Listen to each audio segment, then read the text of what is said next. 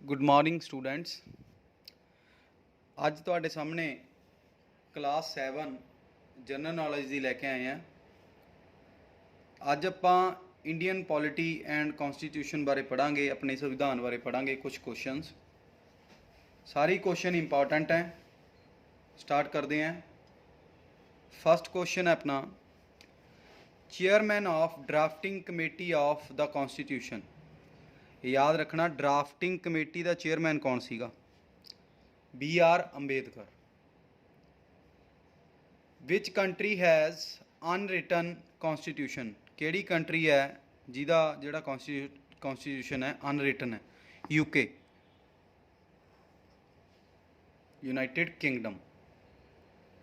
The constitution of India was adopted in, किहड़े year च adopt होया सी, किहड़ी तरीक नूं? 26 नवंबर 1949। Total number of articles in Indian constitution, किन्ने आर्टिकल ने? Total number of articles 395।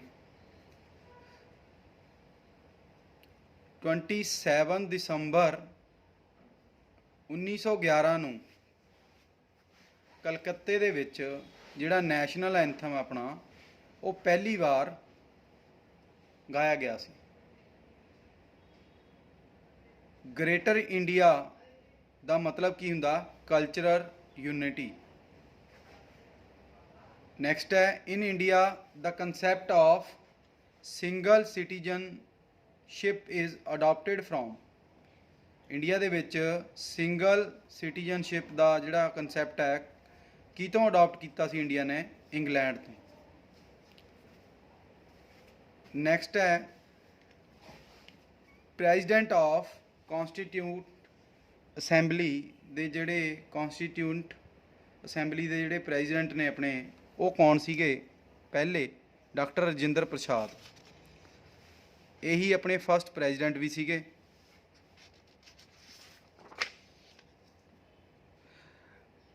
Next question है, the constitution of India describe the country as a union of states. Country नूं किमें डिस्क्राइब किया? Union of states. The concept of constitution, constitution का जिहड़ा concept है, ये वर्ड है कित्थों निकलिया है? किन्हां ने पहला सब तो पहला शुरू किया? ब्रिटेन, जिन्हों UK भी कहा आपां। फंडामेंटल ड्यूटीज़ किन्नियां ने total? Number of fundamental duties in constitution, संविधान दे विच फंडामेंटल ड्यूटीज़ किन्नियां ने? Total 11। Right to vote, vote पाउण दा जिहड़ा अधिकार है वो की है? वो किहड़ा राइट है? Political right. Minimum age to cast vote, vote पाउण दी घट तो घट उम्र किन्नी है? 18 साल। स्पीकर की जिहड़ी वोट है लोक सभा दे विच, उहनूं की कहा जांदा? Casting vote.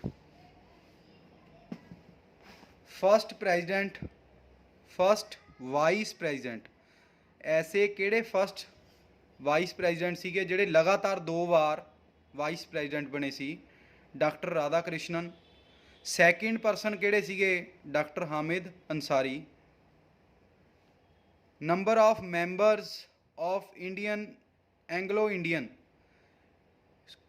Community can be nominated by president of India to the parliament. President Anglo Indian दे किन्ने मैंबर नॉमिनेट करदा है? 2 मैंबर। लोक सभा के मैंबर के लिए मिनीमम एज किन्नी है? 25 ईयर्स। मैक्सीमम एज जिहड़ी है नो लिमिट, कोई लिमिट नहीं हैगी उहदी। Rajya Sabha has no role in the election of speaker, speaker के इलैक्शन दे विच राज्य सभा का कोई रोल नहीं हैगा। नैक्सट क्वेश्चन है, president of India who held office for 2 years, 2 terms, 2 terms जिन्हों ने 2 बार जिहड़े प्रेजिडेंट बने सीगे वो किहड़े सीगे? डॉक्टर राजेंद्र प्रसाद।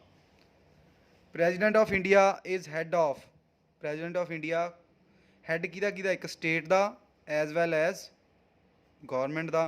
एमरजेंसी लगाने का जिहड़ा अधिकार है वो प्रेजिडेंट कोल है। किसी की फांसी की सज़ा ਮਾਫ ਕਰਨੀ, ਰੱਦ ਕਰਨੀ, ਉਹ ਸਾਰਾ ਅਧਿਕਾਰ ਪ੍ਰੈਜ਼ੀਡੈਂਟ ਕੋਲ ਹੈ। Term of members of Rajya Sabha ਦੇ ਮੈਂਬਰ ਦੀ ਟਰਮ ਕਿੰਨੀ ਹੈ? 6 ਸਾਲ। Vice president is chairman of, vice president chairman ਕਾਹਦਾ ਹੁੰਦਾ? ਰਾਜ ਸਭਾ ਦਾ। 0R ਕੀ ਹੁੰਦਾ? 0R ਹੁੰਦਾ ਹੈ interval between question hour and next agenda. ਇਹ ਯਾਦ ਰੱਖਣਾ 0R ਕੀ ਹੁੰਦਾ। Maximum strength of Rajya Sabha ਦੇ ਵਿੱਚ ਮੈਕਸੀਮਮ ਕਿੰਨੇ ਮੈਂਬਰ ਹੁੰਦੇ ਨੇ? 250। ਅਪਰ ਹਾਊਸ ਨੂੰ ਕੀ ਕਹਿੰਦੇ ਨੇ? ਰਾਜ ਸਭਾ। ਲੋਅਰ ਹਾਊਸ ਨੂੰ Lok Sabha. Oath of office to president, president ਨੂੰ ਜਿਹੜੀ ਸਹੁੰ ਹੈ ਉਹ ਕੌਣ ਦਿਵਾਉਂਦਾ ਹੈ? Chief justice of India. First to become CM, ਐਸੇ ਕਿਹੜੇ ਪਰਸਨ ਹੈ ਜਿਹੜੇ CM ਤੇ PM ਬਣੇ? ਪਹਿਲੇ ਸੀਗੇ ਚਰਨ ਸਿੰਘ।